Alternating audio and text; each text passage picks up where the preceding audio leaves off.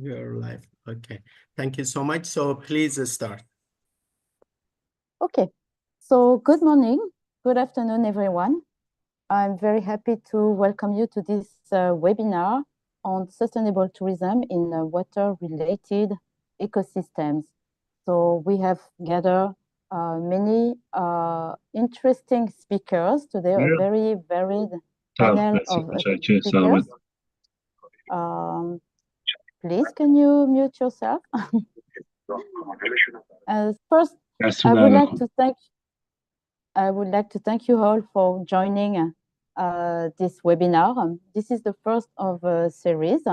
And I would like to personally thank Reza Soltani from Institute Tourism for co-hosting this webinar and offering this platform to welcome you all and to speak about this very interesting topic, crucial topic that is sustainable tourism in water-related ecosystems. So without wasting more time, because I will not introduce all the speakers since you have the flyers and all the bios in the platform. We will start with Dr. Mikhail Toanoglu, who will make his first presentation. Thank you all.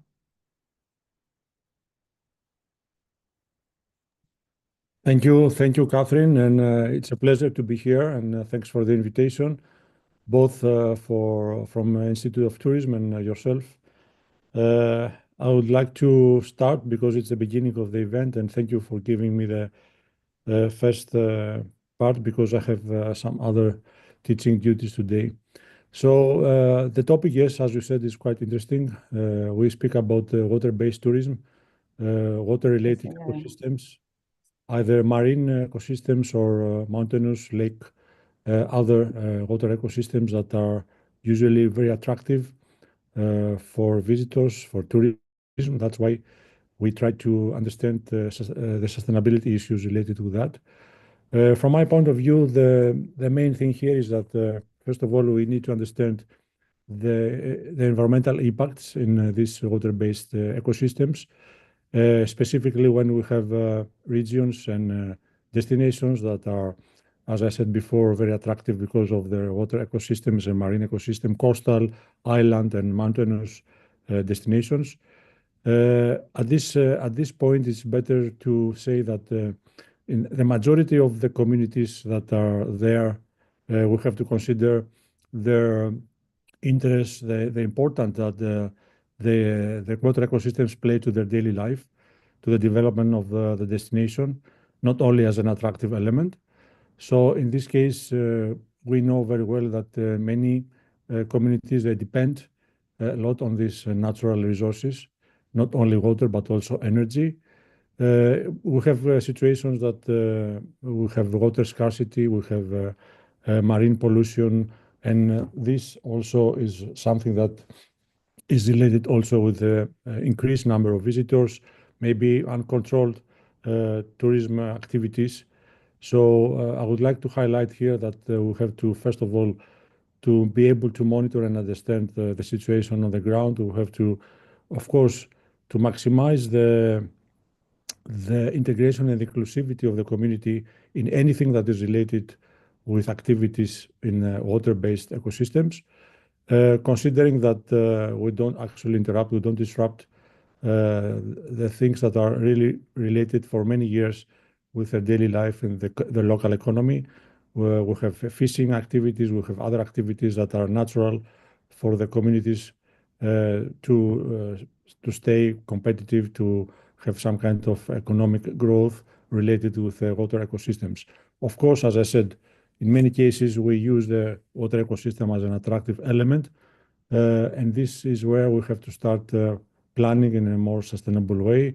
We have, first of all, to understand and enrich the cultural and heritage elements that are related with the local communities, and of course, the connection and the dependence of these communities with water ecosystems. Try to protect these relations, these strong bonds that exist for many years, in most cases, of course, and then to try to create attractive elements that are related with engagement of the visitors, but in a very responsible way, in a way that enriches this value that is related, as I said, for this engagement of the community with the water ecosystem, which is very natural and happening for many years. At the same time, co-creating experiences for the visitors together with the locals within these water ecosystems, and have the ability to build on that a more sustainable way of engaging the visitors with these water ecosystems, and of course create more authentic experiences, because whenever we have this, let's say, main element, the core element, the DNA of the place that is related with the community and the relation with the ecosystem, we understand fully that there we have an authentic values that are coming from the past, and we just have to enrich them and make sure that the visitor, they enjoy, they have this kind of authentic experience, but at the same time, they work together with the locals to protect, to enrich these values, minimizing or eliminating any threats for these ecosystems. So, of course, we have to use technology nowadays. We speak a lot about renewable energy, resource protection, or using AI and digital tools to monitor better, to understand and create very specific KPIs related with the water ecosystems, indicators actually, to be able to monitor the level of impact on this ecosystem, on these resources. At the same time, maybe to measure the satisfaction level of the visitors, but also the local communities, what actually they believe about the impact on their daily life, the quality of their life from this tourist activity that is related with water ecosystems around them.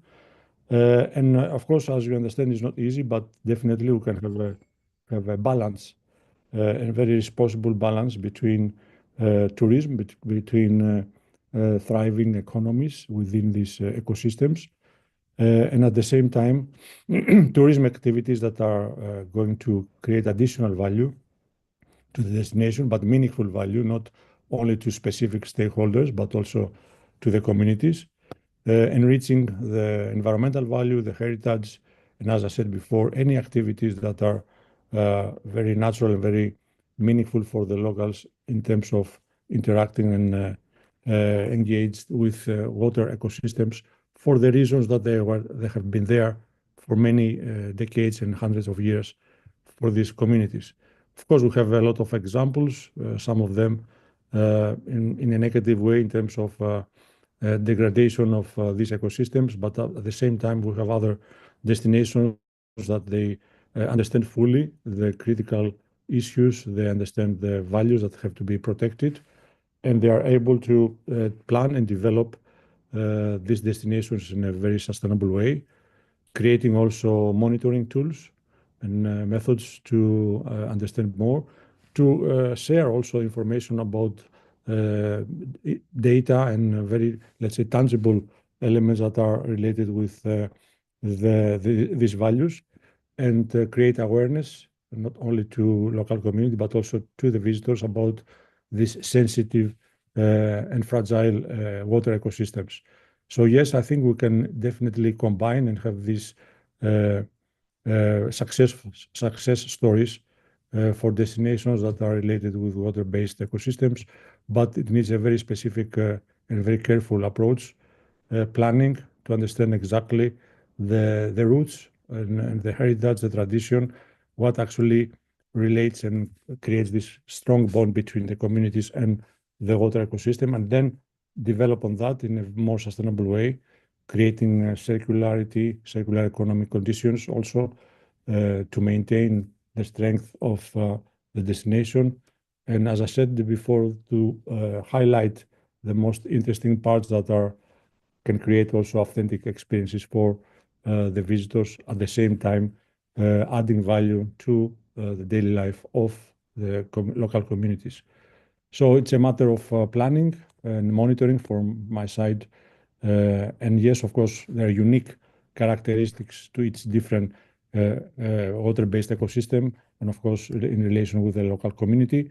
So we have, first of all, to identify all these specificities, to understand better the place DNA, which includes also the water-based ecosystem and the community, and then find a way to protect, to enrich, and at the same time engage in a very controlled and measurable way the visitors for creating value, authentic experiences, and finally a thriving destination in water-based tourism. Thank you, and it was a pleasure to be with you. Of course, any questions, I'm free to answer. Thank you very much, Mikhail. I think this was the best presentation to introduce this very vast topic, because when we talk about water-related ecosystems, we not only talk about, of course, for tourism. This is really at destination level, people who live there, but also when we talk about tourism, we talk about, of course, destinations, but also attractions, services, experiences. I think that's the key word, and those experiences are co-created among the guests and the host. And when we talk about water-related ecosystems, this is very huge.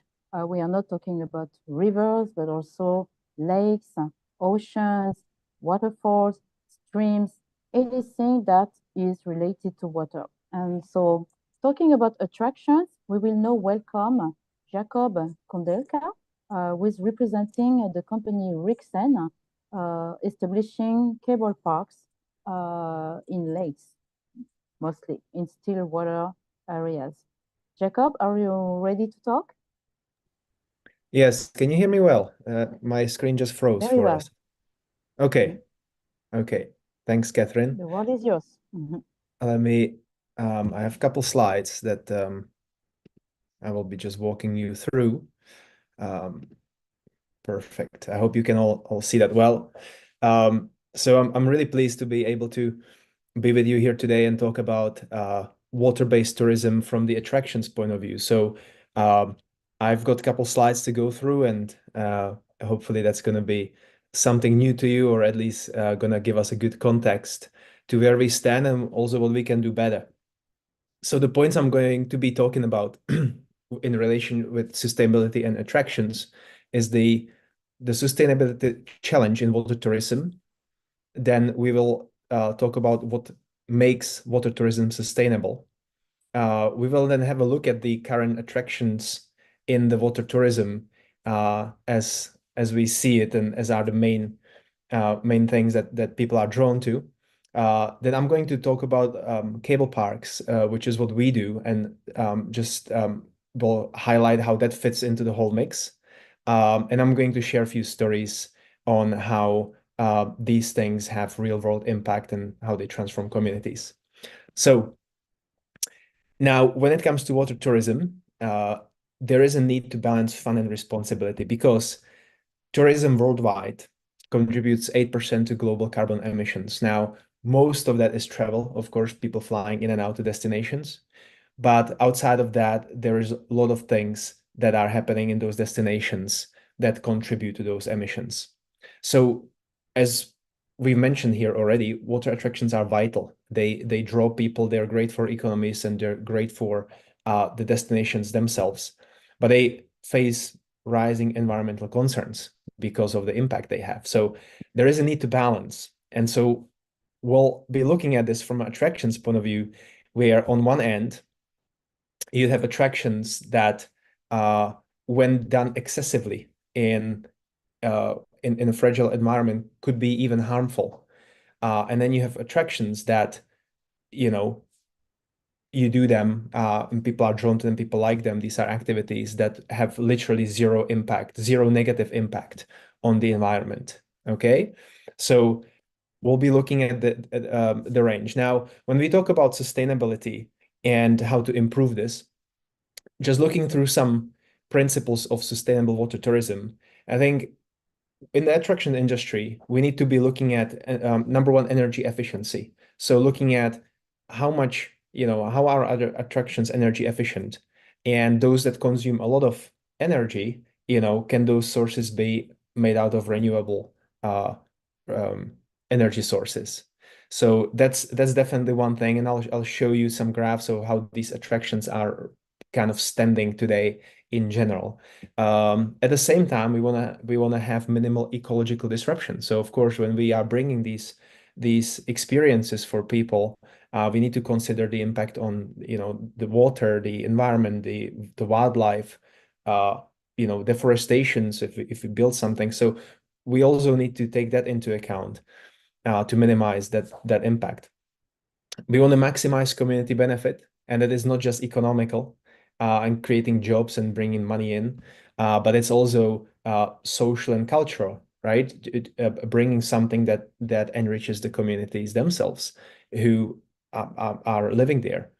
And we want to do all of that while reducing waste. So the other thing we want to pay attention to is what's the waste of our attractions and the industry, and how can we basically minimize that. So there could be probably different lenses how we could look into this and connect it directly to the 4 pillars of sustainability of economical, social, cultural, and environmental lens on how this plays out, and of course the global SDGs.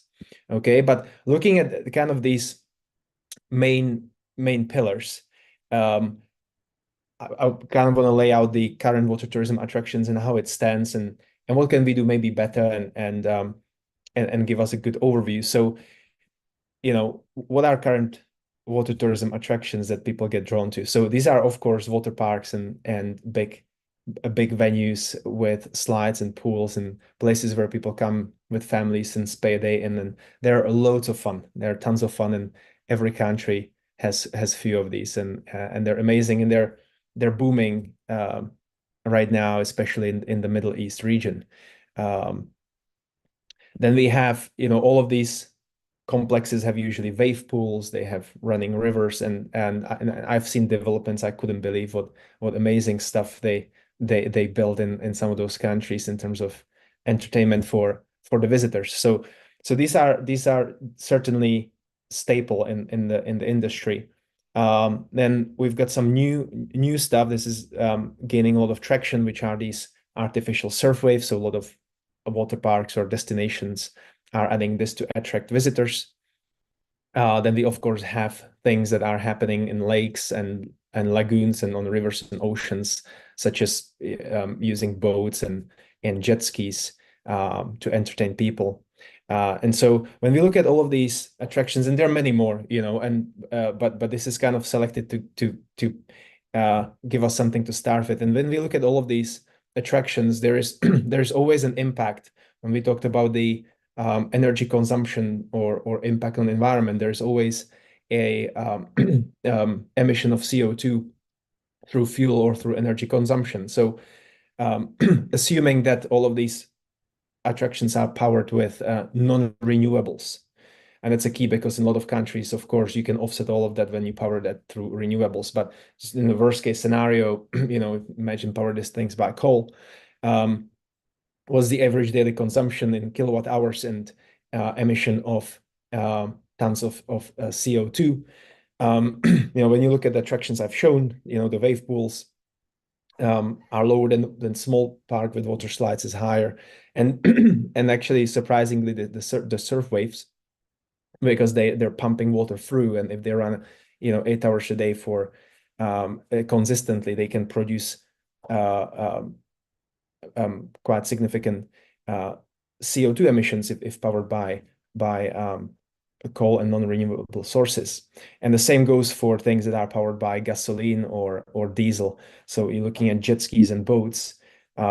These are quite significant sources when you have these things running in your destination. Not even speaking about the noise that they create. So don't get me wrong, there are tons of fun. There are a lot of fun to do, and by no means they are bad things. But just to give us some perspective how these things actually stack against each other. Now, when we compare these emissions, I've pulled out the graph where if you look at one season, and what I did take is a season of 6 months, let's say, where these things are running 25 days per month, for 6 months, just to make it simple. Is you can see the amount of emissions created by some of the attractions. And again, they could be completely fine if run from renewables in many countries that is already kind of being implemented as they're being built. But again, just to give us a good picture, if run traditionally, the surf waves can create a lot of emissions, followed by small parks with water slides and wave pools and boats and jet skis. So just for a comparison, what 900 metric tons of CO2 equals to is a 300 cars of driving 15,000 kilometers per year each, or it also equals 563 round trips from New York to London. Or it could be electricity consumed by 150 average US homes. So it's also a lot. And to offset this, we would have to plant 41,000 trees. Okay, so just to give us a context on some of those things. Now, what I also created here is the graph that kind of looks at the skill/effort versus fun and reward ratio, because some of those things, and now this is very subjective. So I'm by no means this is anything that is definite, but looking at a lot of these attractions, they range from passive to very active and from easy to very difficult, and there is no right and wrong. People like to do what they like to do, but so that we can talk about that, I've put them on a graph where you either have high fun/reward or low fun/reward, and then you need a low skill to get on these things, so low effort, and you need high skill and high effort. And the case being that when it comes to attractions, you want them probably somewhere in the middle, so that when people are exerting more and more effort, it's an activity they like to come back to and they like to do longer. When it's a low effort, oftentimes they just come once or twice and that's it. Also, the activities within the water tourism that have some skill involved have more impact on the communities, more positive impact, because it's something where usually you can create clubs around that and teams around it. And usually, I'm heading to the direction of sports, competitions, and involve skill building. So, my subjective assessment, again, super subjective. Maybe if I was 12, this would look different, but I'm 35, so this is how it looks now. Water slides, I put, low skill. You don't need any skill to get on those. And I put low fun and reward. They're a lot of fun. It's just the reward, you do once or twice, and if you're adult and you're probably done. And of course, there are amazing places in the world where you can probably spend a week and still, keep going strong. But I just talk about a simple slide. Then you look at boat activities. Again, low skill and effort if you get pulled by by boat with banana and tube and all these kind of things. There are a lot of fun in a lot of destinations. You have fun. You don't need very much skill in that.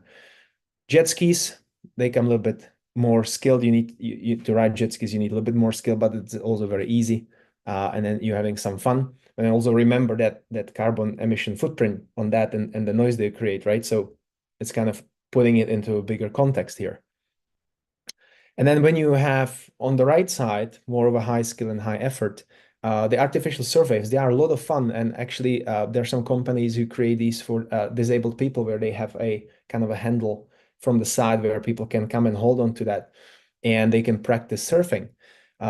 So there are high skills. You need to put some skill in it. That doesn't come just like that. But there's also high fun and reward. People want to get better in it. They come back, and it has a stickiness to that. And I also put a actual surfing on this graph just to give us an idea where that's a lot of fun and reward, but it's also very difficult to master. And for that, you really need to be where the waves are good and go every day. So just to give us kind of a picture of how these activities spread in this kind of a environment. So are there any sustainable alternatives? And you know, of course, we create cable parks. So I'm just going to put the cable parks kind of in the middle and show the concept and kind of how that stacks in terms of water attractions. And I also believe this is something new to a lot of people because as I talk to people in different parts of the world, some people don't even know that stuff like that exists. So I'm glad to have this opportunity to kind of inform people about some different attractions.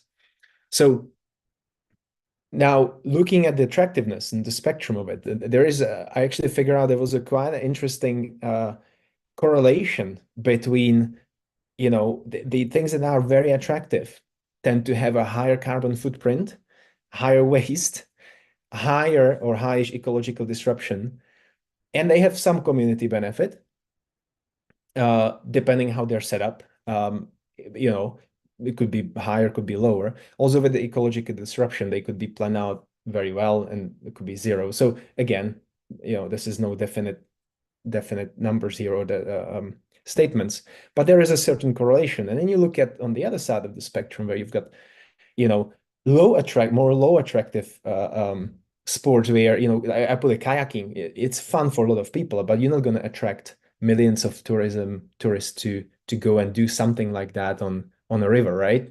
But there is a correlation because these things are very low carbon footprint, very low waste or zero waste, you know, very low ecological disruption, if none. And they can have some impact on communities, but probably very limited, right? So there's a correlation in that. So looking at those 4 key pillars of sustainable water tourism, I thought it was interesting to highlight. So how do cable parks, and that's what we do, fit in that mix? So what's even cable wakeboarding is, it's basically a system or sport where riders are pulled around the lake by carriers attached to rope. So it eliminates the need for a boat, and these things can pull skis and bananas, and they can pull, of course, wakeboarding. I'm sorry, Jakob, but would you please round up in a minute or so? Oh, okay. Okay, thank you so much. Sorry. So let me Our invention, let the me water just ski give you a cableway, quick made it look. possible to practice water skiing without a boat. A water ski cableway, or the Rixon full-size cable, consists of 5 or 6 masts, to which pulleys are attached. A double steel cable is stretched around these pulleys and is driven by an electric motor. The launch is from a sliding ramp at the starting point. Up to 14 riders can be pulled in a circle over the water at the same time. So probably better than explaining it myself, I showed a video. And just for a comparison, in terms of the CO2 emissions of sports like these, compared to some other things in the industry, where also the noise pollution is almost minimal, and actually these things can improve water quality. That goes probably same for skiing behind the boat, slightly, because when you create the riders create oxygen in the water, and actually helps the wildlife. So I just kind of wanted to put this into context with the other attractions, where, you know, you can put it somewhere in the middle in terms of a skill and fun, and there are a lot of tourism benefits when we look at all of attractions in general. But if we want to find a kind of a medium or look into solutions that are quite environmentally friendly but still attract people, there is quite a happy medium where this can work as a very good magnet.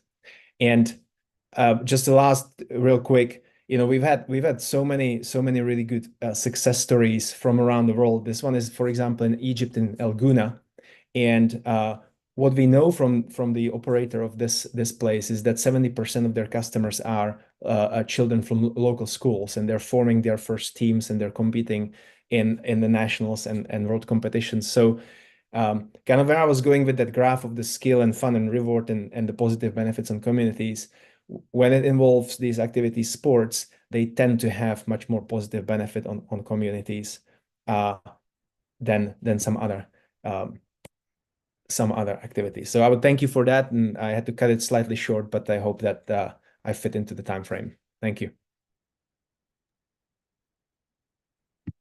Thank you very much, Jacob. And as you know, when we talk about water in terms of sustainability, we talk about water above and ecosystem above water and below water. So now I would like to give the word to Miss Aminat Suzanne, which is who is the CEO of the Association of Travel Agents and Tour Operators in Maldives, because we all know that islands are very fragile ecosystems, vulnerable. So I give you the word, and Suzanne. Thank And I you. hope, you know. Kathy, nice to see you here again after China. And thank you everyone for attending. Thank you, Institute of Tourism, Dr. Reza, for the opportunity. Let me just try and share the screen for a small presentation. Okay. Yeah, I think my screen is okay, right? So welcome to the Water-Based Tourism and Sustainability presentation. I will try to make it quick, but let me just give a short introduction about myself. I am Aminat Susan. You can call me Susan, it's easier. And then I represent Matato. Matato is the Maldives Association of Travel Agents and Tour Operators. We are actually, even though our mandate is to promote local travel agents and tour operators, we are actually on a broader scale promoting Maldives as a premier destination. So coming from Maldives, water-based tourism is like a default setting. So we have 99% water and 1% land. So it is like we have water everywhere, and we have about 1,200 islands across 26 atolls. So when you actually when you see from above, it's like the islands are scattered. It's like a turquoise necklace, and it's so beautiful. And since the inception of tourism, Maldives has always been promoted as a premier destination, like honeymoon destination, and our concept was mostly sun, sand, and sea. So with our beautiful underwater marine life and the pristine beaches, water-based tourism actually makes our tourism in a way, but of course our world-class hospitality sets us apart. And the main thing we need for water-based tourism is water, and we have it in abundance in Maldives, and we have so many activities that you can do, like just like Jakub said, we have in every segment, in low skill, high skill, low reward, high reward segments as well. We have snorkeling and diving. Personally, I'm very scared of the sea, but I started snorkeling, and it is amazing. So I am actually slowly building up on it, and the diving. Well, I haven't got to that yet, but we have over 80 dive sites and many shipwrecks. The PADI website has more information on this, and the best dive sites actually depends on what you want to see. For me, it's none, because as I said, I'm very scared. But then I had the opportunity to go down in a small submarine. It's called the whale submarine, and then you just go down, and then you see a little bit of, you get to experience a little bit of what you would. So even for those who are scared, they have a choice. But then for world-class, I mean, the experienced divers, Maldives is a really nice place to visit. And then we have surfing and windsurfing. We don't have very big swells, but we have mild to moderate swells. And for family surfing, it is a really, I think Maldives is a really good destination. We have 4 seasons Maldives Surfing Championship. It is the most luxurious surfing competition in the world. But don't misunderstand, it's not the biggest, but it's the most luxurious one. So we have these competitions here as well. We have catamaran sailing, parasailing, flyboarding, which is again very tough for me, but then it is really exciting. Kayaking and canoes. In the first slide I showed, there was a man on the canoe, and it was so calming and peaceful. We have jet skis. You can see on this slide as well, we have 2 people on the jet ski, and it is really easy when I can manage that, but it is like quite addictive once you start doing that. And so many others, so many new things are also being introduced. We have jet cars even now. So we have so many activities, and we were the first ones to have to have an underwater restaurant. The Ita Undersea Restaurant. It was opened in 2005, I believe, as first of its kind. But we have so many now around the world and in Maldives as well. So we have many other world famous underwater restaurants also. So here we have just a few photos. And before I go to talk about the biosphere reserves, I'll just show you some more photos. So to show some of the activities we have and how peaceful some of them are and how fun the others are. So we have some photos here. We have the jet car in the middle one, and surfing and flyboarding and so many things we have. And obviously this underwater, the colorful reefs and this marine life, it's just unbelievable. So let's talk about a little bit about our biosphere reserves. So Maldives has 3 UNESCO biosphere reserves, and one of it is in Addu Atoll. It's the southernmost atoll in the Maldives. It's where the Portuguese had their base during their regime in the Maldives. And we have another one in Formula, which is also nearby Addu. And the one you see in the picture is the Formula Nature Park. And the third one is the most famous one, which I'm pretty sure most of you would have heard about it. The third one is the Biatoll Biosphere Reserve, where they have the Hanifara Bay.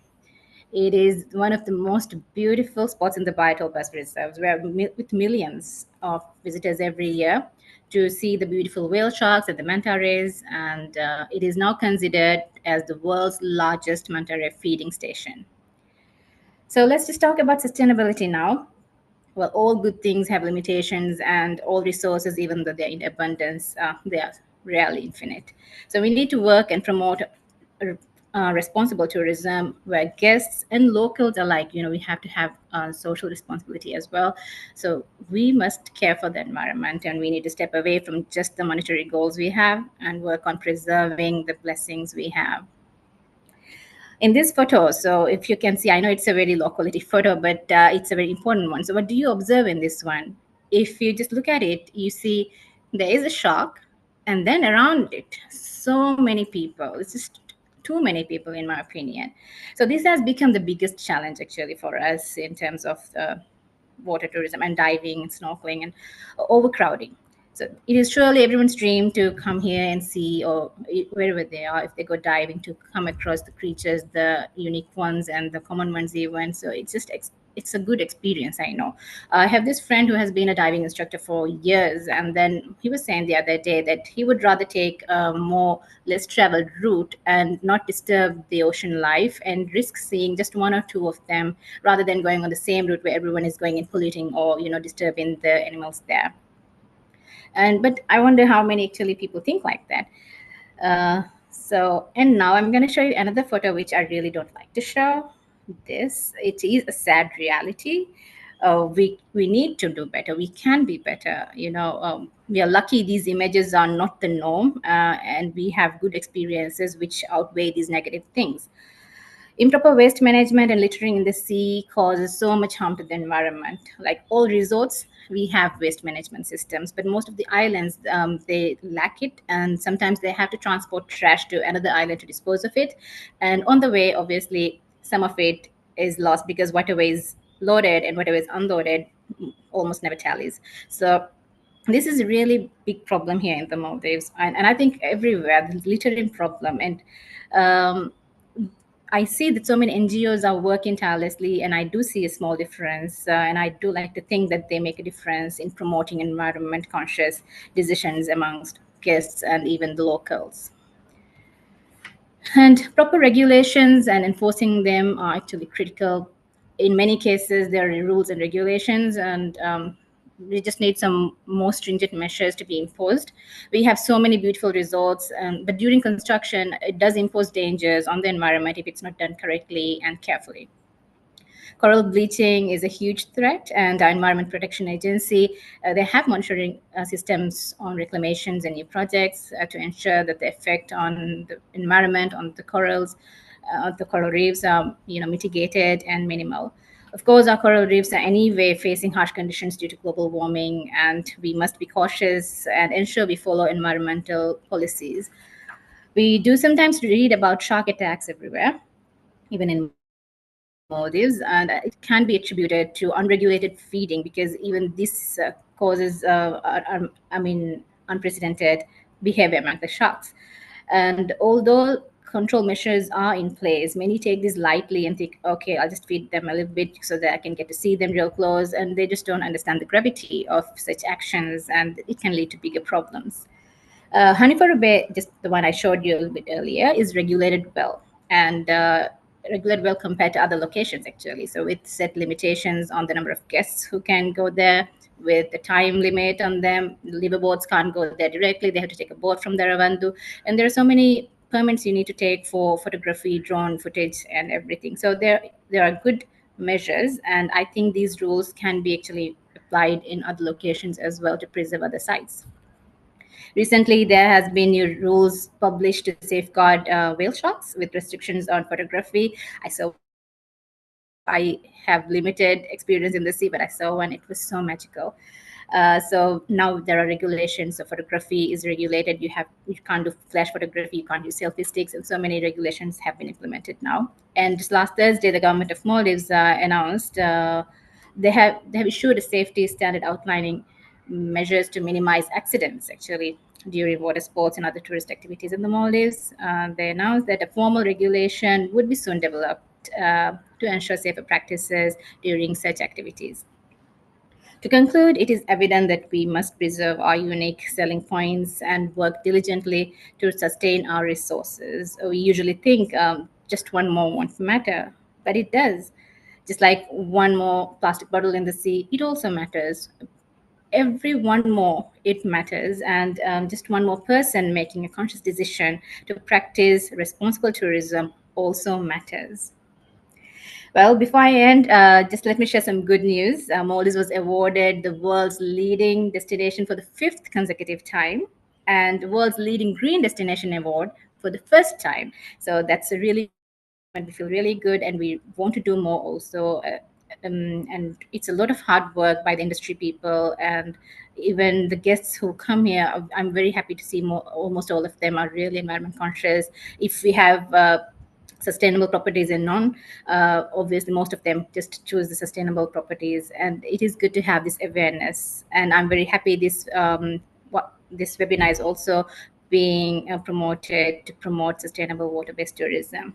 I was told I have only 8 minutes. I try to make it short. I have cut down a lot of content, so I couldn't include everything. But if you would like to ask any questions or need any information, you can just reach out to me on susan@matato.org.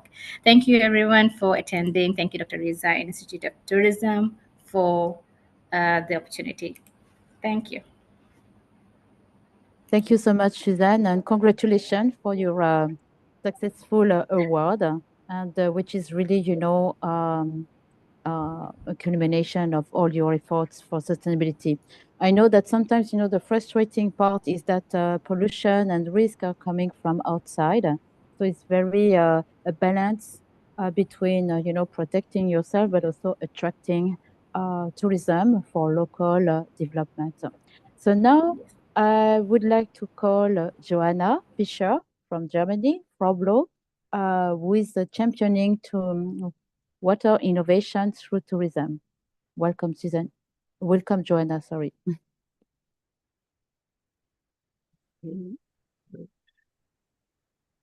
Yeah, sorry. Joanna? Yeah, I'm here. Wait. Joanna, it's your turn. What? I'm here, yeah. Okay, we can see your screen. Oh, yes. Okay, you didn't see me, but you will see me soon. So Okay. Hi, this is Frau Blau. And I wonder, we are hearing a lot about water attractions and water activities, but nobody really is talking about water efficiency and water challenges. My view on the subject is more on a meta version from the view of destinations, because that is my background, to do marketing and sales and PR for destinations. But we want to do this with a purpose now. Water is regulated, water is scarce. There are a lot of problems with water, challenges with water. 2.5% of all water on the world only is fresh water. And out of that, 70% are still in ice in glaciers. So there is actually very little fresh water for us to use. And I know it's not as sexy as all the activities in the Maldives, but you have to look at it. We need change. We need to stop and rethink how we go about water, how we deal with water.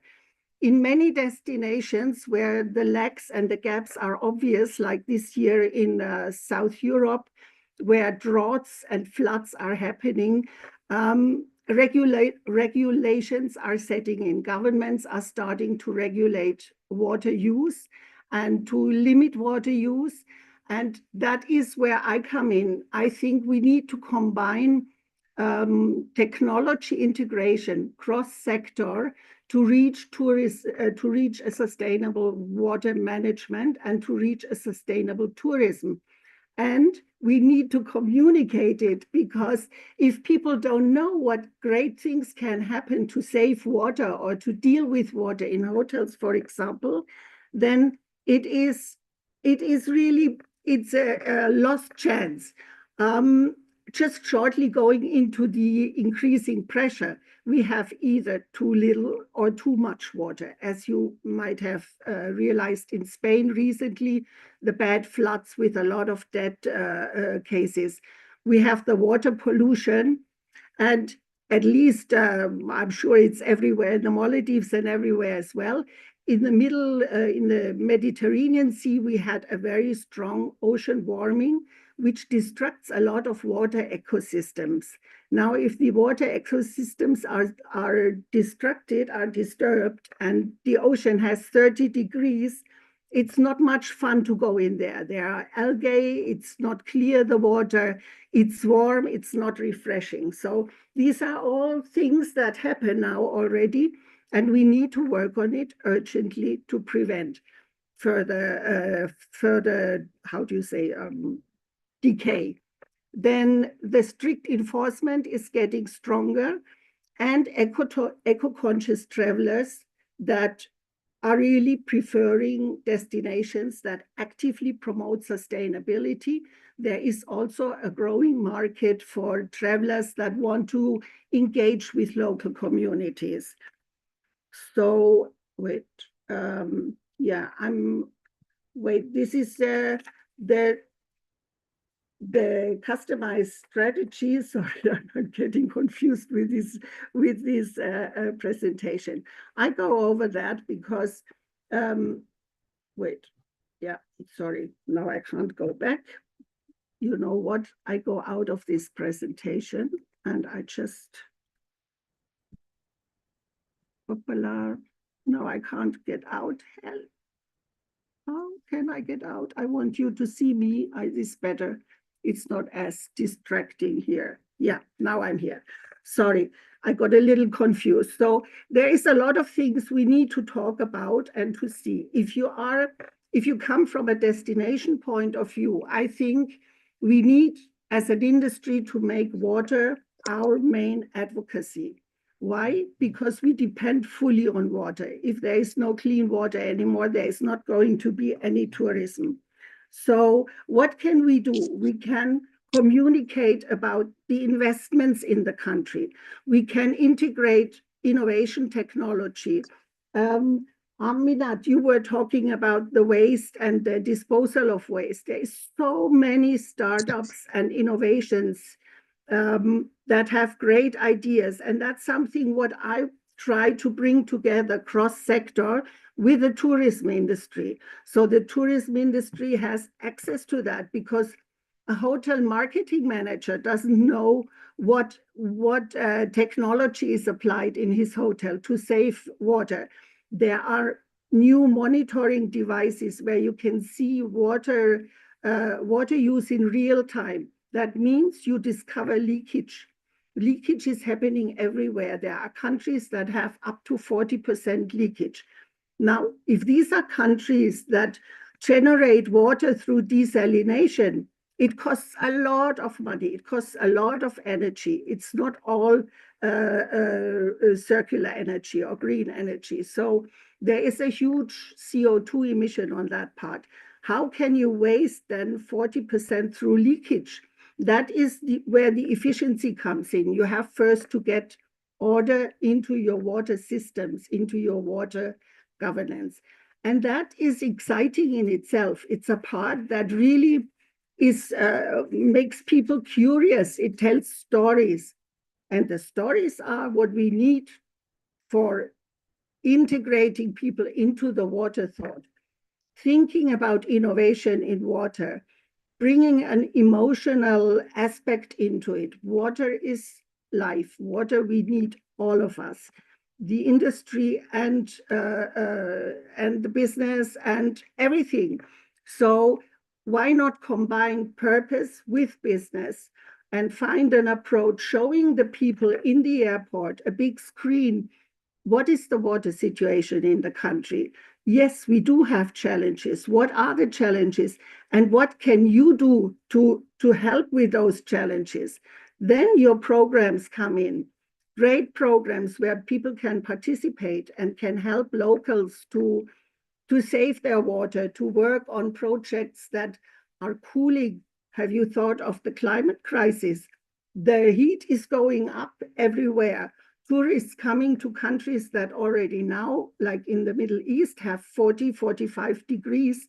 If it's getting hotter, you have to have water to cool down. So the whole system of water is involved in our industry. And the solutions are heat resilience. The solutions are sponge cities that are waste management and leakage detection and water monitoring. So, and all of that can be communicated to guests in hotels, in the airport, on cruise lines, like how many destinations get a huge amount of day tourists from cruise lines. Why not can make cruise ships should be like ambassadors for water because they swim on it. I think it's logic. And they should offer land programs involving the tourists in protection, in wetlands, in mangroves. All what is along the coasts can be used for programs for teaching people about water. And yes, it's not the huge attraction maybe to you, but it will have to be, because there's no choice. There is only the way that we jointly try to advocate for water and to find new ways to make water an interesting subject to teach and also to change mindsets, both of local people as well as of visitors. Why in a hotel with buffet service, the people need to take a fresh plate for each walk to the buffet? I counted, I was sitting in a hotel in Oman, and I counted on average, it's 7 to 10 plates. They need to be washed. So, you know, there is so many possible screws you can move to make the water efficiency better. So let's not think only about climate efficiency and CO2 emissions. Let's think about our freshwater reserves. And it's, Kati, I know you deal with the rivers and with the lakes and everything, but the groundwater as well is there, and the groundwater is going down, the level is going down everywhere. There is wisdom about water, there is spirituality about water. All these are great stories to involve guests, visitors, and local people in the water subject. So that was my preach of the day. And I want to finish up with that. And yeah, you can always ask me and contact me for what a destination can do to create a campaign. And there are already destinations doing fantastic campaigns involving their hotels, advocating for the topic of water. Thank you very much for your interest. And sorry for the technical things. They always happen to me. Kati? Thank you, Joanna. Thank you, Joanna. This is very inspiring and energizing. Indeed, you know, when we talk about destination, water resources, water supply, water sanitation, water protection, it's so important to make a destination more attractive and competitive. And you're right, water is not only on the surface, there is also underground water. That can also be a new tourism attraction. Also, you know, visiting caves or visiting those aquifers, as we say in French. I don't know the name in English. But thank you so much.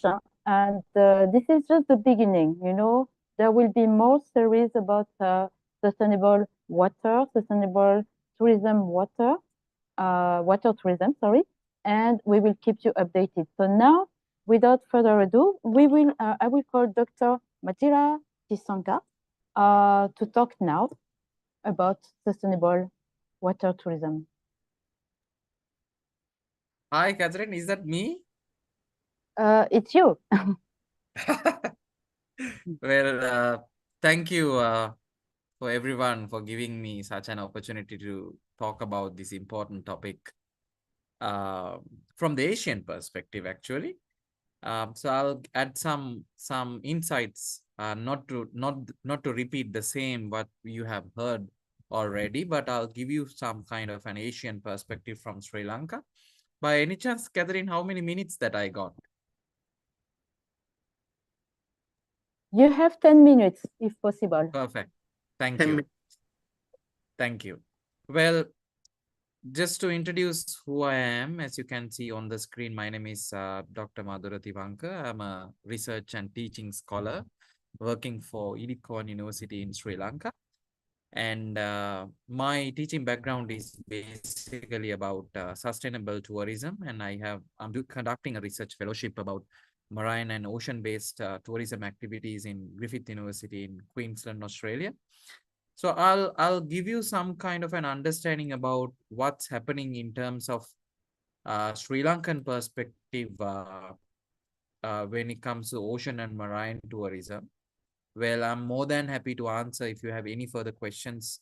So this QR code may take you to my LinkedIn account. So you can simply write to me over there so I can help you with all your questions, since I'm going to summarize everything to 10 minutes.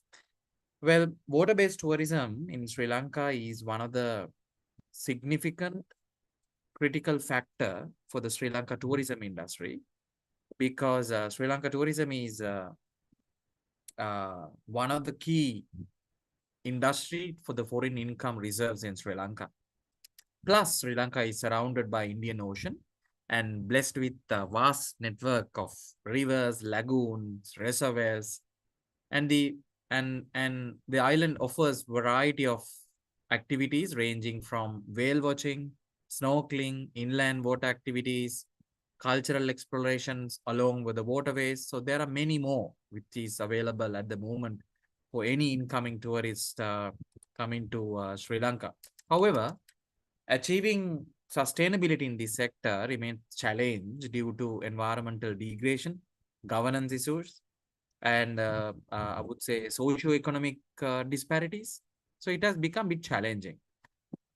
My attention today for you is to explore the current state of water-based tourism in Sri Lanka, so you can understand what's happening from the Asian perspective and try to identify the key aspects, challenges, best practices, and to conclude with some recommendations from my perspective to you or to any other Asian practitioner regarding to drive this industry to sustainability. So that's my agenda.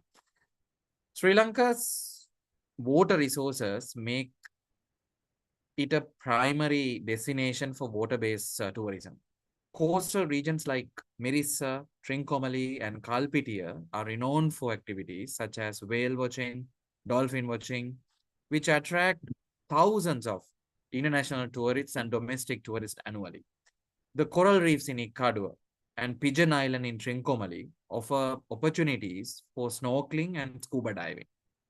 While inland water for like the longest river, which is the Mahaveli River, and reservoirs like Kandalama in Dambulla provide scenic backdrops for kayaking, fishing, eco-cruises. Well, eco-cruises are not that popular in Sri Lanka, but rest of the activities are very popular. The cultural significance of water bodies offer enhanced tourism to Sri Lanka. Well, the ancient reservoirs, or in other terms, the tanks, like Parakrama Samudra, Kalawava, built by the ancient kings, and not only serve the irrigation purposes, but also hub for the ecotourism activities and the cultural tours. And these are connected to the other ocean-related activities as well. In recent years, niche segments such as water-based activities, snorkeling, diving, scuba diving, mangrove explorations, water bird watching activities emerged as part of the water tourism portfolio. However, this sector requires careful management to balance the development of these activities with the environmental and social sustainability. In terms of the key stakeholders, Sri Lanka Tourism Development Authority plays a significant role and doing a marvelous job to safeguard the Sri Lanka in terms of policy development and with the relational development to take this industry to the sustainable aspects. And local communities plays a significant role even in Sri Lanka, especially with the regional associations and non-governmental organizations such as the Skills for Inclusive Growth from Australia contribute for these conservation programs, especially in preserving the sensitive ecosystems like mangroves and coral reefs. The private sector also included, especially when it comes to their associations like inbound tour operators associations, hotel associations, regional associations, who supports. Now, in terms of the major challenges, first one is the environmental degradation. Unregulated tourism activities often leads for over exploitation of marine and freshwater resources in Sri Lanka.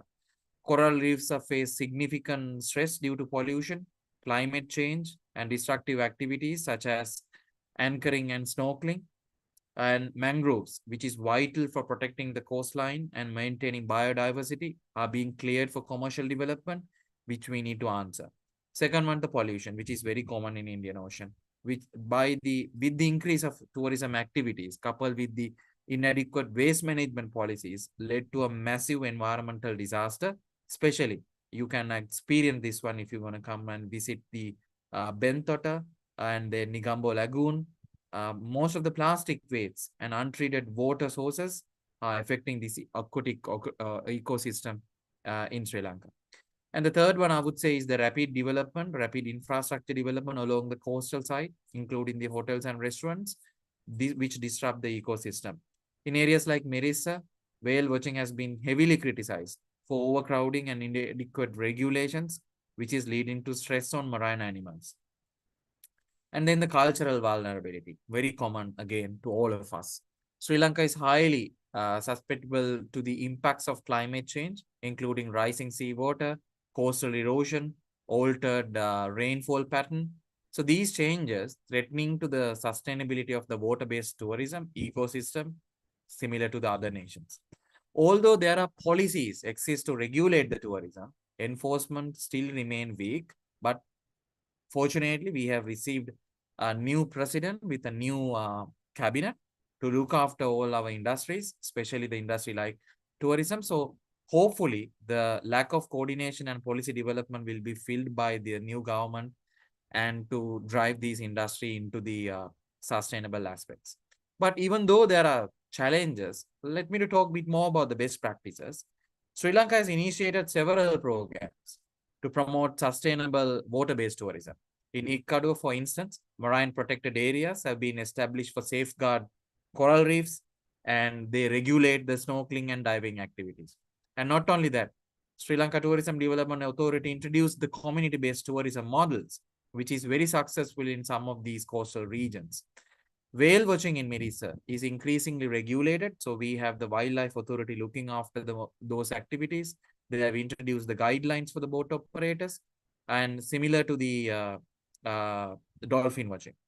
Mangroves were reforestation projects were introduced by government agencies, especially in this coastal region.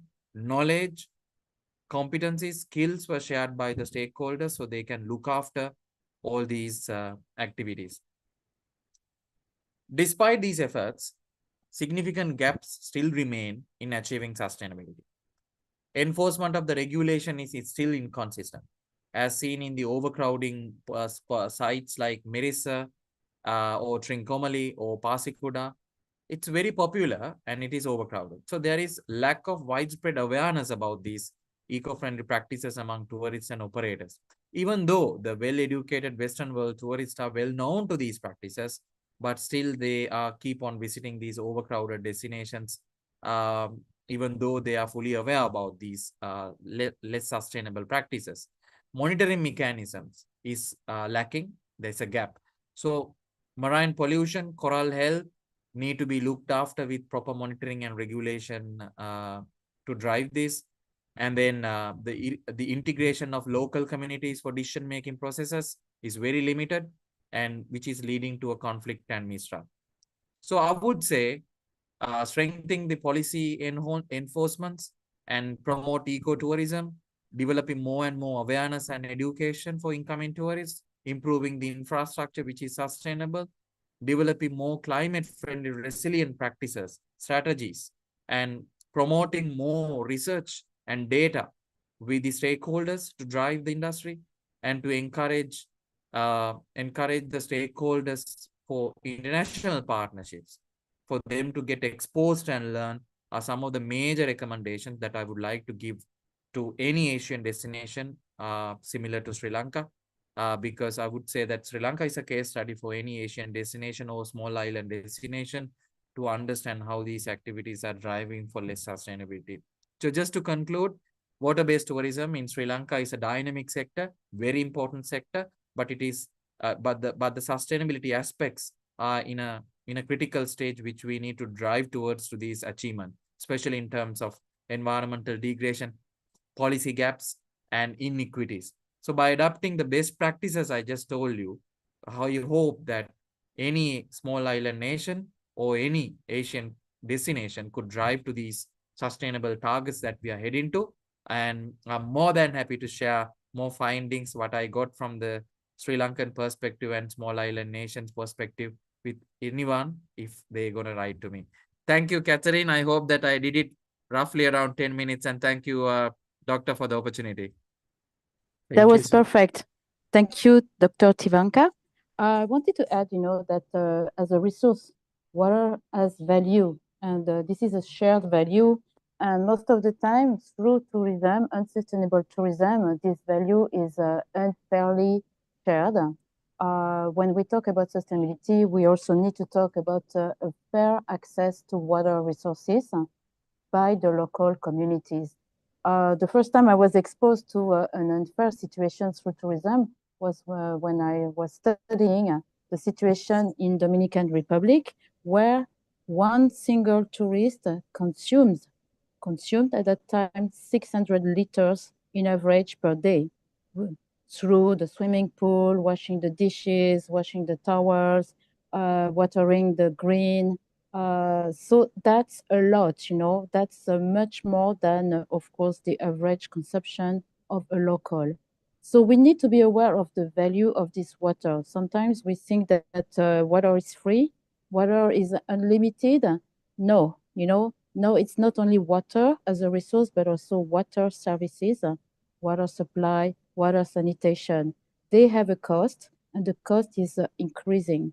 So, of course, the situation should not be that dark, You shared very interesting practices, and I think that's also the purpose of this webinar, to share good practices, not necessarily the best, to share innovation and to have a vision of a sustainable tourism in water-based tourism. So now I will call Sonia Gottlieb, my colleague in Madagascar, to talk about water-based tourism and sustainability. Welcome, Sonia. Merci, Cathy. Hello, Salam Adaoli from Madagascar. Do you see my screen? I think it works, yes. It's okay, right? Okay. Yes, we can. Yes. Okay, yes. so this time it's funny because it's the third presentation that stays in the Indian Ocean. So from the Maldives to Sri Lanka, and now we go to the biggest island of the Indian Ocean, Madagascar, which is the fourth biggest island of the world. Here we are. So in Madagascar, we could say Bolatsara. To give you an idea of the size, well, I compared Madagascar with some big countries in Europe, like France, Belgium, and pieces of Germany. So it's an island, but we call it a continent island. And also one of my favorite slogans is to tell people that we come from Madagascar, not the movie, because I think you all have heard about this movie that from the United States that didn't tell really the story of Madagascar. So my name is Sonia, spelled with a G. I'm Zanatani, which means a child of the land in Malagasy. Obviously, I'm not a Black person, but I have German origins. My parents immigrated in 1978.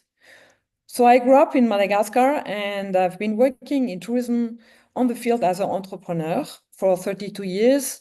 I used to have an adventure tourism company, and I built 3 eco-lodges in different regions.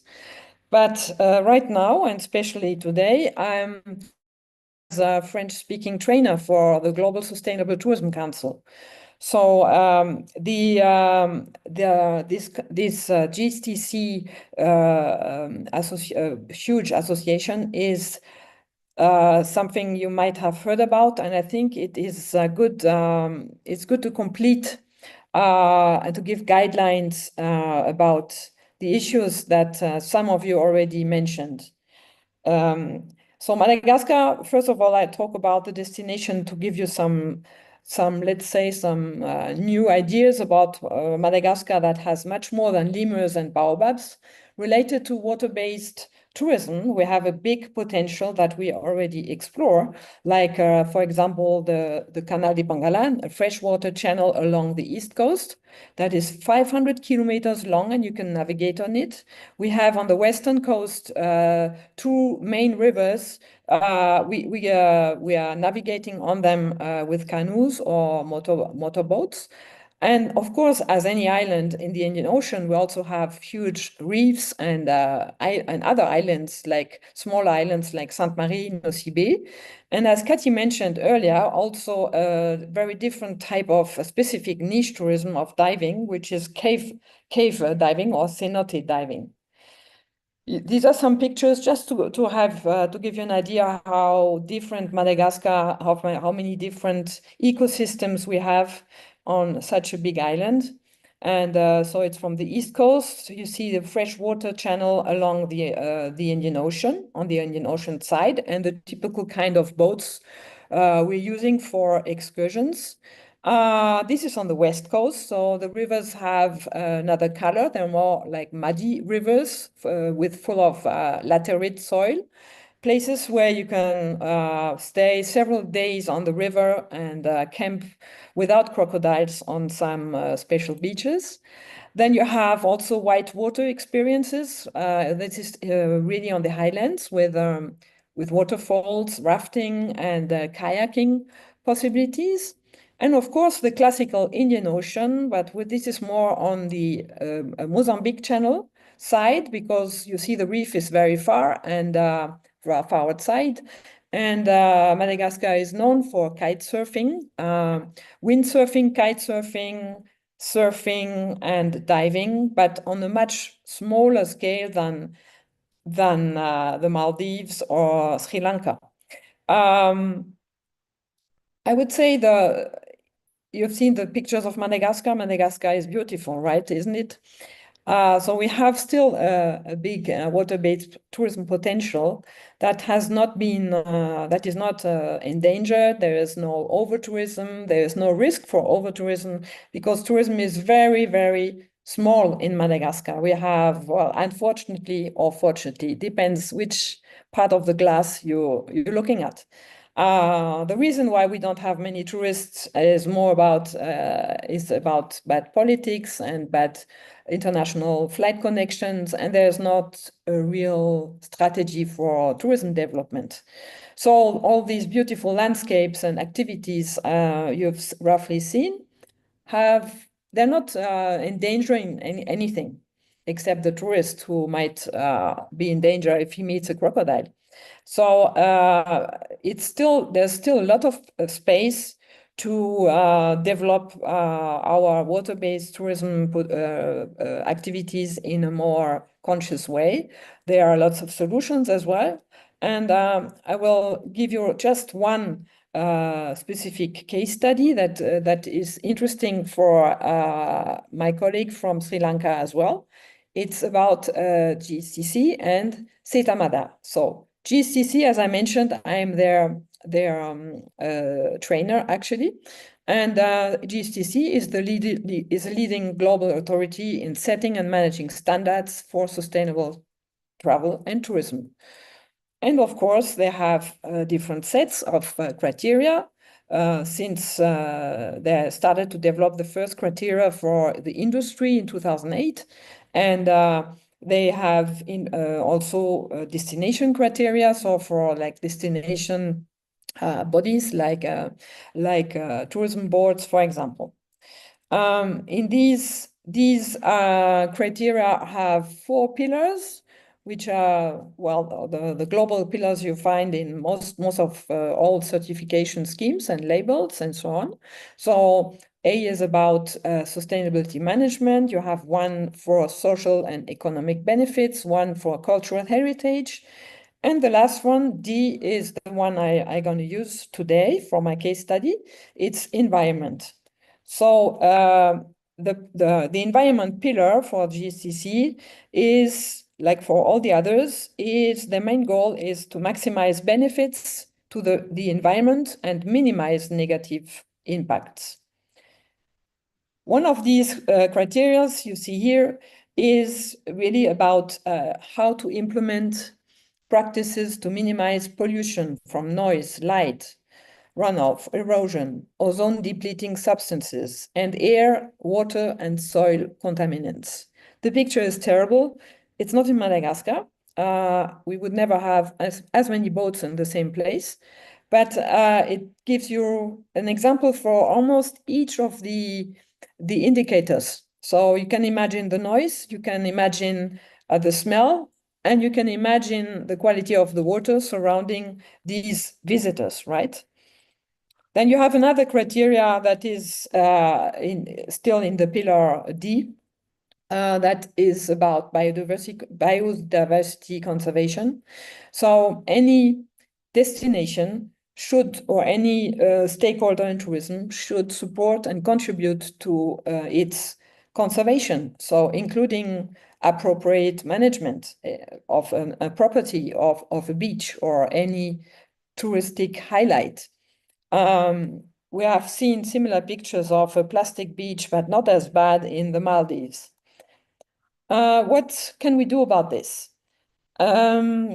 We can have different rules. We need guidelines. It was mentioned several times already. We need guidelines for this type of activity.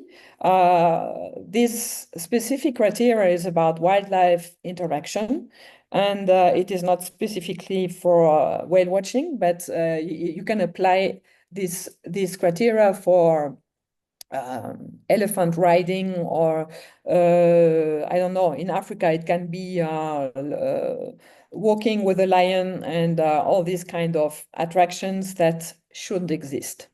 So for wildlife interaction, the generic criteria says that the destination has a system to ensure compliance with local, national, and international laws and standards for wildlife interactions. So interactions with free-roaming wildlife, taking into account cumulative impacts, are non-invasive and responsible managed to avoid adverse impacts on the animals concerned and on the viability and behavior of populations in the wild. So it's a generic text, but you can imagine you can apply this, for example, for whale watching. So I use with the courtesy of CITAMADA, I'm going to show you a little bit what we're doing in Madagascar in terms of one of a water-based activity, which is ecotourism management for marine megafauna observation. So in Madagascar, like in the Indian Ocean, all over, we have humpback whale migration, we do have shark whales, we have tortoise, we have dolphins, all of it. This CITAMADA is not a touristic operation. It's an NGO that is existing for many years on the east coast of Madagascar, and that is completely involved in developing management rules. I mean, they have different type of, I don't know this in English, but it's all in French in Madagascar, of course, because we are a French and Malagasy speaking country. But to regulate the visits of natural sites, well, at least to visit, to observe animals, marine mammals like dolphins or humpback whales, we have rules about the distance you're allowed to get to, the number of boats that are allowed to be together. It's three boats per animal maximum. If you see on the left side, if it is humpback whale mom with her baby, then you are not allowed to get. You get the closest is 100 meters. If it's an animal alone or a dolphin, you can get a little bit closer. But as you know, most of the time dolphins are escaping, and if they want to see you, they come close to the boat. If they don't want to see you, they just escape. So it's terrible to see places like in Zanzibar, close to Tanzania, where boats packed with tourists are chasing groups of dolphins and telling people, well, jump into the water and swim with them. And they sell it as a swim with dolphin activity, which is really a very bad way it's a false product, because you cannot swim with dolphins. You have a specific observation rule for shark whales. It's actually the season, by the way. So, for example, very obvious things like don't jump from the boat, but go slowly, glide into the water if you see this animal, and stay 3 meters far away. Don't swim in front of it. Stay calm. And you're not allowed to stay more than 1 hour near to one individual. These type of whales are not aggressive at all. They are very calm, and most of the time they stay very close to the coast of Madagascar. In partnership with touristic operators, SETA-MADA is also training specialized marine guides all over Madagascar and even in the region, because they also interact with Réunion Island on the Indian Ocean side, with Mayotte Island on the Canal de Mozambique side, and on different spots where a little bit of water-based tourism is happening. So it can be, it's another example to show how it can be done a better way. And most of the time, hotel operators, the guide associations and so on are very happy to take part of it. So SETA-MADA is as well is an NGO, but it's they are involved in lots of school trainings, in scientific work, and encouraging agroforestry based on, on touristic sites. It's just to give an idea how an NGO have a positive impact. So another last very nice picture of Madagascar. We are the place where we have these huge dhows. And I think, as far as I remember, these type of boats are existing for hundreds of years, and they were navigating to India first on the route of spices. So it's the proof that we have long time historical connections with India, and with spices, and why not with tourism? Thank you very much.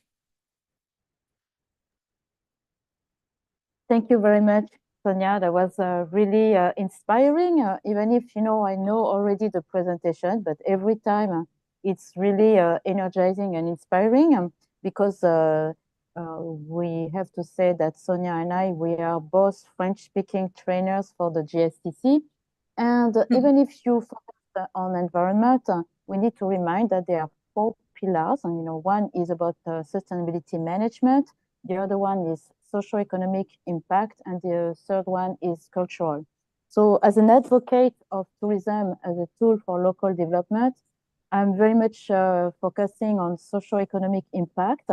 because otherwise it doesn't make sense, to receive tourists if there is not a socioeconomic impact. For example, in the case of cruises, and we are not talking only about cruises on the ocean, but also river cruises like on the Nile, or even on the Mekong. Alexis, our next speaker, will probably talk about this. Sometimes, many times, too often, the socioeconomic impact is too low, meaning that the cruises are just topics for landscape, for sightseeing, and actually there are many missed opportunities of tourists that could consume local products, interact with the local communities, but they are not because they are such in a hurry. And those opportunities should be also, promoted and increased.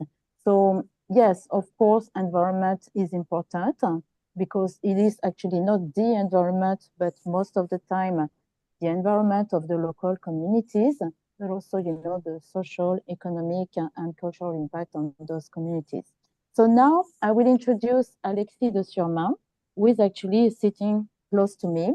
We are both located in Cambodia, Phnom Penh. So Alexis, it's your turn. Thank you, Catherine, for the introduction, and thank you for inviting me to this interesting webinar. I'll try to see if I can share my screen. Would you please bring also your camera a little down? We see half of your face. Yeah, I think it's okay. Can you see it? Yeah. Okay, so yeah, I'm a hospitality developer and manager, and I have a very strong attraction for water, I would say. The very place where we're sitting now with Catherine is called Aquation. And most of our developments, whether they're on land with a lot of swimming pools and a lot of water spaces or beach sides, we always emphasize on water. And today I'd like to talk a little bit about river tourism. And I heard some other speakers were talking about over tourism and the problem they had to with managing crowds. And unfortunately, for us, we don't have this situation, and we are basically trying to attract more people to Cambodia. And I believe that water could be one of the possibilities of and a unique selling point to Cambodia. So I started with an AI generated fantasy, which is what you can see now on your screen. And I wanted to put this in order to illustrate that there's a lot of space for innovation and creativity and fun, and that not all has been done yet. And there's a lot of developments that are possible for the future of water-based tourism. How do we do next slide? Yeah. And so I wanted to benchmark on other experiences in the region. And so, for example, this is a floating resort in Khao Sok Lake in Thailand. And you can see that I checked on booking.com yesterday and to see if I could book a night for today. And these are very basic bungalows. There's no private swimming pool or anything. There's air conditioning, but the comfort of those bungalows is pretty just normal, I would say. And it's 448 USD for a couple. So if you compare it to a guest house or a hotel that would be located nearby, it's probably at least 3 times the price. So there's a huge added value that you can collect and that you can build on when you relate to water, and especially when you go floating. So I have a few other examples. This is the floating house resort in Quai River in Thailand. And you see that the night tonight is going to be $170, whereas the equivalent rooms nearby in the village with the same space are at $50. So it's over 3 times the price compared to an equivalent room in the village nearby. We have a stunning example with Canvas and Orchid Retreat in Tatai, that's in Cambodia. and it was the first tented floating camp in the world. So these are the first tents that ever were placed in a river or in water. It was created by an incredible guy called Valentin Pavlic. He's Romanian, and his idea was to go floating with tents, and he was the first one to think about it. So you will see that he has tents on land on the island, and those tents go for $183. I had to go down to January 22nd of January 2025 because till then everything is booked. So this is just to illustrate the capacity of attraction of water and water-based resorts. So $183 is for the tent on the island, and $293 it's the exact same tent but floating. So you see there's $110 difference just because it's floating. So this is to illustrate the power of water. And this is a property that we created and we operate. It's called Flotation. It's based in Phnom Penh. We have a floating restaurant. The uniqueness of this resort is that it's located in the center of the city, but it's also because each of the platform use a different floating solution. So some platforms are bell-shaped containers that float. Some others are normal tanks. Some others are bamboo. And the one with the tent in the middle, which is square, is made by containers, discarded containers that are filled with polystyrene trash. So this is a recycling project where both the platform itself, the containers, and the content of the containers, the flotation, the buoyancy, are based on recycling. And it took us 68,000 lunch boxes, polystyrene lunch boxes, in order to float these containers. So we used secondhand rice boxes for that. And we have one tent, which is the round one, which is a Junglu. And at the moment, it's just experimental. So we sell it at $88, which is pretty affordable for Phnom Penh. But it's just a testing, and there's only one room. And it's in high demand, and the restaurant itself also. So this is to highlight that, again, being on water is something that is an added value when you're trying to do tourism. So I wanted to also advocate for the Mekong because the Mekong is probably the second best known destination in Cambodia. When you ask Westerners, what do you know about Cambodia in terms of sites? Of course, they will say Angkor Wat. But then if you talk, what's the second destination, people would not really know. And then you hint the Mekong, and everybody knows the Mekong. And the Mekong is famous for its romantic touch. It brings nostalgia, exotic landscape, adventurous exploration, mystery. There are a lot of feelings that are developed around this river. Probably one of the most fantasized river around the world. And at the moment, not much is being done. And I'm trying to advocate that we could have a major road trip. People landing probably in Luang Prabang in Laos, and they could say, well, next year, we're going to go down the Mekong all the way from Luang Prabang through Laos, the Thousand Islands, and then to Cambodia, all across Cambodia, and down to Vietnam and the Mekong Delta.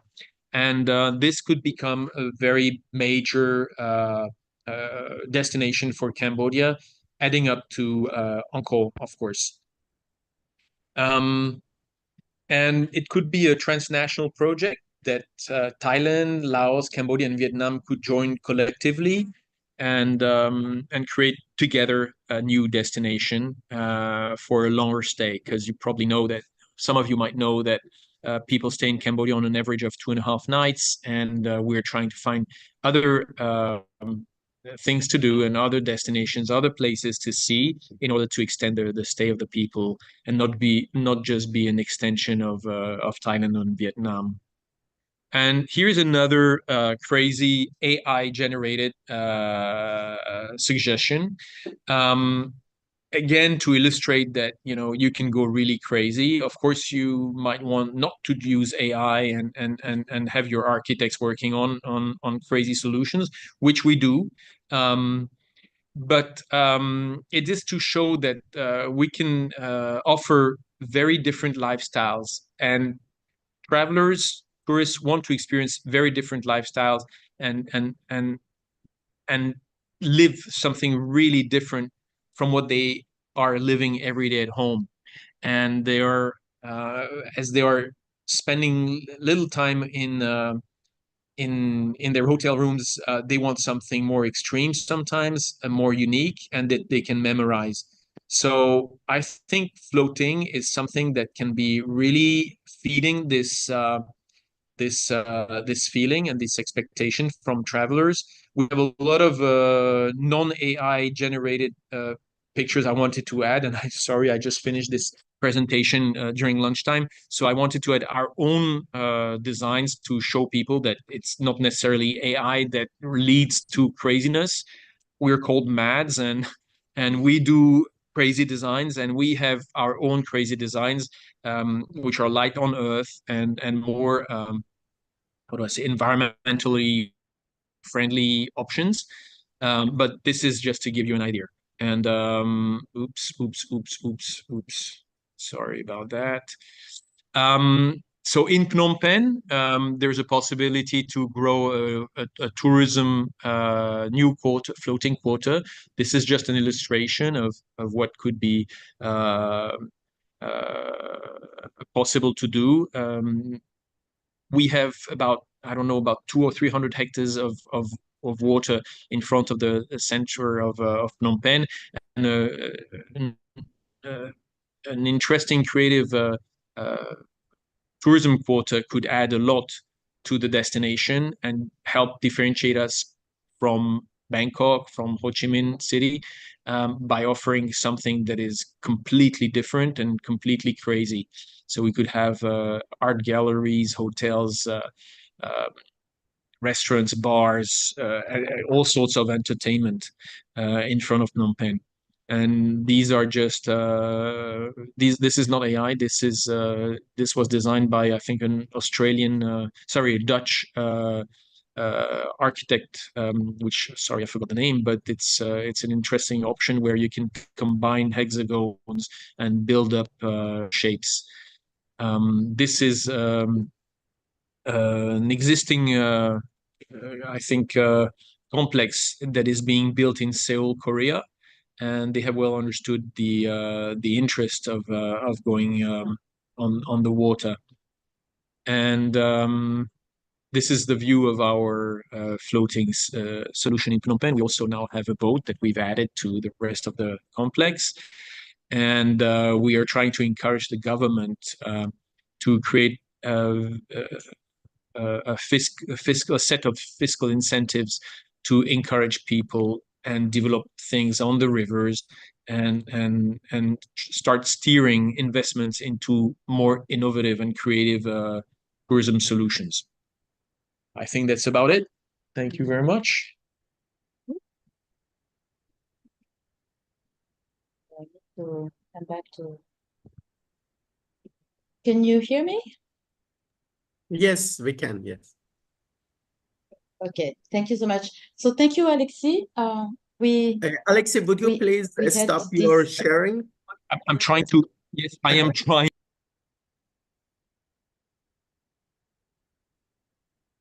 Because we still have your PowerPoint on the screens. Okay, which is fine. I can talk about that, about urban water tourism. So talking about sustainability again, I think we also should highlight cultural impact. You will tell me what's the relationship between culture and water, but actually many cultures are strongly related to water. For example, in Marrakesh, in Morocco, you have a water museum where you can find the strong relationship between water and the Moroccan culture, or the culture of Marrakesh, I also have this project, this crazy idea, because here at iQuestion is very, suitable place to have crazy ideas of starting a water museum in Cambodia, because, the Khmer culture is strongly connected to water. And we have a lot of festivals, celebrations, spiritual celebrations, tradition around water. We had the water festival not so long ago, but we also have many river festivals, sea festivals. So this is something that any destination should also consider, to highlight the importance of water.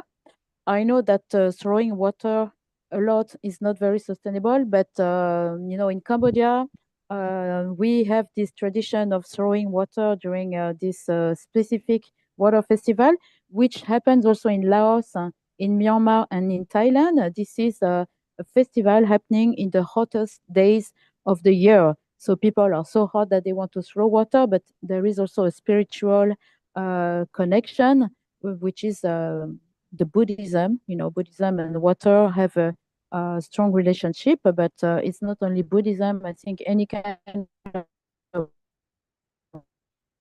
religion in the world have a sacred. So last but not Noel Scott from Australia to conclude our webinar. Thank you, Catherine. Can you hear me? Yes, we can. Yes, perfectly. Great. I'll just share my screen. So can you see that? Not yet. Not yet? Not yet. Okay, it's coming up. Try again.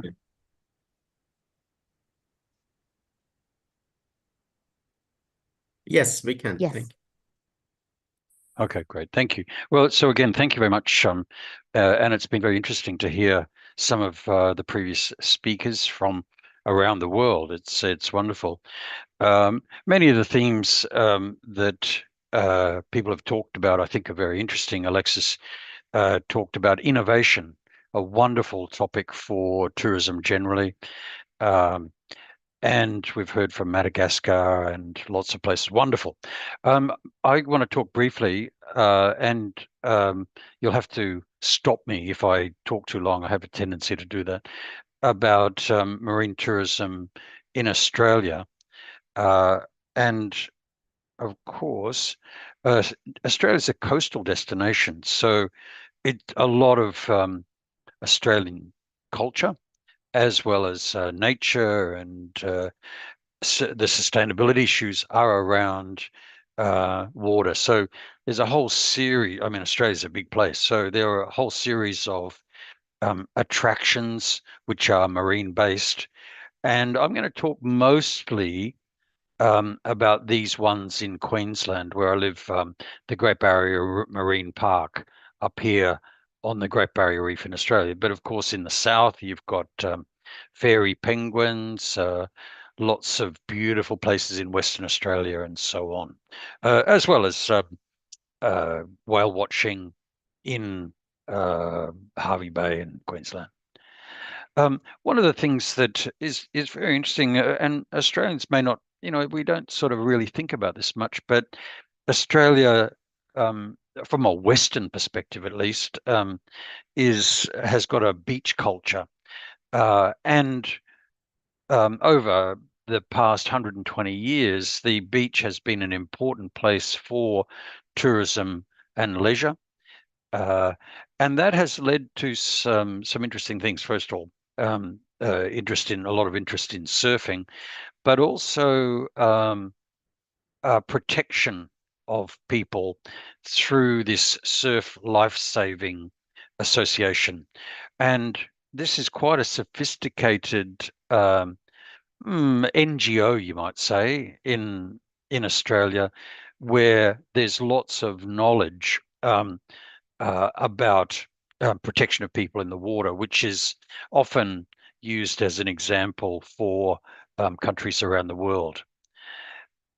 The marine environment is actually one of the main reasons, or the top attractions for travel to Australia. We've got beaches, Great Barrier Reef, as well as our coastal lifestyle, island experiences, and so on. So they are all used in the promotion to the Great Barrier Reef Marine Park. So this is was a fairly innovative thing in the 1980s, and it was set up to protect the Great Barrier Reef, and it's enormous. It's a national marine park, which is 2,300 kilometers long, established by the federal government, and stretches from the north of Queensland all the way down to Rockhampton. You'll see it here compared to Australia. So it's about reef, both flora and fauna. There are lots of opportunities. One of the things that they've done quite well on the Great Barrier Reef is, and we'll talk about this more, is use of floating infrastructure, which brings, it has positive and negatives. Certainly it enables the government to manage tourism impacts on the Great Barrier Reef, but also may have, the tourism may have more of an impact in that area. But generally, the issue is that the operators license that area, the actual site on the Great Barrier Reef where you have these floating facilities, and that means that they have a business interest in maintaining the quality of the reef surrounding it, and they are the first people to make sure that their visitors don't touch the coral and are respectful of fish and so on. So that's what you might call a reef pontoon. You can also experience the Great Barrier Reef on a coral island or through diving, and all of those three things are quite popular in Australia. Here's an example of this pontoon, and with the transport, the wave-piercing catamaran that is used to transport people quickly from the coast to this place. It's a permanently moored facility, and these boats can travel from the mainland to this facility in about maybe an hour and a half.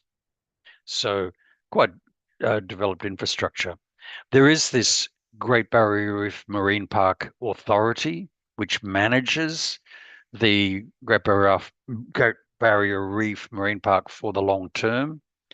And one of the good things it has done, it has a strong legislative base.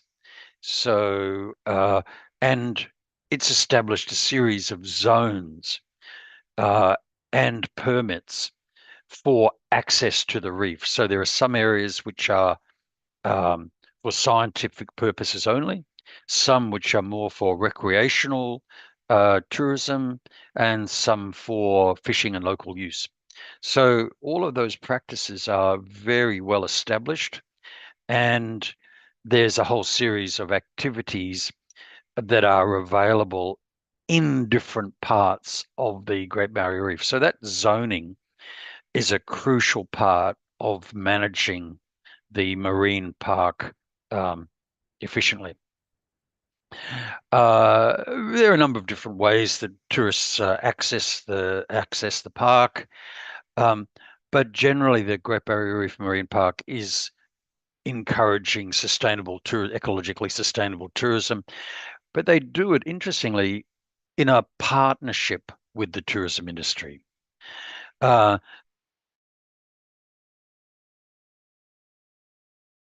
Of site planning, partnership programs, development of new policies, and that seems to work fairly effectively. Partly because the operators who are allowed and licensed to go to the Great Barrier Reef must be eco-certified and must be committed to maintaining good standards of interaction. And in fact, these guys their business is derived from having a license to go to the Great Barrier Reef, and if they are seen to be not fulfilling the basis of their license, then they lose it and they lose their business. So they have a real interest in in fact, there is an organization called the Association of Marine Park Tourism Operators who have a commitment to both use of the park, but also to stewardship. They're all eco-certified. They are trained in environmental interpretation and do participate in scientific research projects. They are also involved in trial projects to grow coral. They are involved in, these are marine operators, but they are involved through federal funding in terms of the crown of thorns starfish eradication programs. So they actively work to maintain the health of the coral, and of course are contributing considerably to the Australian government maintenance of the Great Barrier Reef through their their effectively taxes that they pay to the government. That said, there have been some problems, and one of the lot of issues in terms of the health of the Great Barrier Reef, not so much because of the actions of anything to do with the Australian government, but more in terms of, well, directly, more in terms of coral bleaching, the crown of thorns starfish, and cyclone damage. So there are some significant issues with damage to the health of the Great Barrier Reef, and some concern because it is a World Heritage Area. So there's some concern about listing, maintenance of its listing. Generally, you know, it's patchy on the coast, on the reef. There are large sections near Cairns specifically, which are not so well, but in other areas up to 50% of the peak, and especially in the outer reef, things are looking quite good. There has been a lot of work done in response to problems with the Great Barrier Reef in terms of climate change adaptation. And so very briefly, Reza and Catherine, I just wanted to go over some of the main, or some of the issues to do with Australia marine tourism, both outside the Great Barrier Reef and then focusing on specifically what's happening with tourism in the Great Barrier Reef in 10 minutes. And hopefully I've done that. Thank you.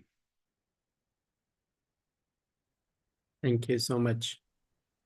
Thank you very much. I think we had a fantastic panel and fantastic, experts. I thank you all, for sharing your experience, your feedback, for being so generous with your time and your knowledge. So thank you also, Reza, for co-hosting this webinar with Millennium Destination.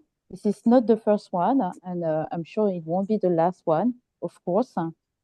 We always have, such a fantastic audience. So thank you so much all for joining us. So I wanted to make a conclusion, to give you a conclusion, very short. We talked about destination.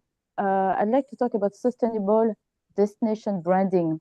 I think it's very important to highlight that it's not only to attract tourists, but also attract investment, trade, talent, and of course, residents. Sometimes we talk about, I read the comment, that people, young people especially, are leaving their birthplace because there's nothing to do and they don't see the value of this place. So I think through sustainable tourism, we can make those people stay and have a very decent life, to create job and income opportunities for them. So I really would like to thank you all. And I think the most important word, one of the most important words, is not only sustainability, but it's also innovation. And without collaboration, we cannot innovate. So I give you, rendezvous, as we say in French, very soon to continue the discussion. Thank you so much. Thank you, Reza. And Thank you all. so much. Thank you so much, Kathy, and all our wonderful speakers. Thank you so much. I just want to mention that the recording and the PowerPoint will be ready on our website from tomorrow, so you can always go back and find them and use them, and please share them if you think it's useful. So thank you so much. If there are any questions, I still see that all our speakers are here, so I don't know if we still have some time. If anybody want to ask questions, please go ahead. And by the way, you are most welcome to visit Cambodia very soon. Thank There you. is no over-tourism. Thank you, Kathy. Thank you, Dr. Reza and Institute of Tourism for the opportunity. And it was really good to be speaking with such a diverse panel. And I really enjoyed the presentations. And it's available tomorrow. We can just come back and just, rewatch it again. Thank you for everything. So if there's no questions, I shall take my leave. And yeah, hope to keep in touch. Thank you. Bye. Thank you. Bye. Thank you. Bye. Thank See you soon. Bye-bye. Thank you to all of you. Bye-bye. Thank Thank you so likewise. much, Thank you. everybody. Bye. It was really good. Merci, danke. Bitteschön. Merci, merci. Touch. Have a nice day. Muchas Thank you very gracias. much. Bye-bye. Bye-bye. Bye-bye. Thank you, Reza, our presenter. Thank you. Tschüss. Mm. Thank you so much, all of you. Bye bye.